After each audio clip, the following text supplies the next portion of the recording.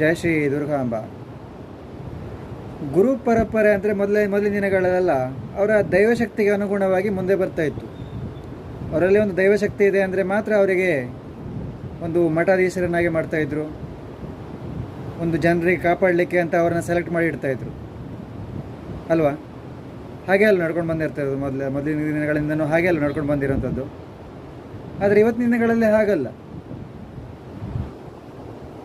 ಕೆಲವು ಮಠದಲ್ಲಿ ದುಡ್ಡಿದೆ, ಅದಿದೆ, ಇದಿದೆ, ಅದು ಎಲ್ಲ ಇದೆ ಅಂದ್ರೂ ನಮ್ಮ ದುಡ್ಡನ್ನು ನೋಡ್ಕೊಂಡು ಹೋಗೋಕೆ ಒಬ್ಬ ಬೇಕು, ನಮ್ಮ ಆಸನ ಕಾಪಾಡ್ಕೊಂಡು ಹೋಗೋಕೆ ಒಬ್ಬ ಬೇಕು ಅಂತ ಅವ್ರು ಇಷ್ಟೇ ಇದ್ದವ್ರನ್ನ ಮಠಾಧೀಶರನ್ನಾಗಿ ಮಾಡ್ತಾರೆ ಅಲ್ವಾ?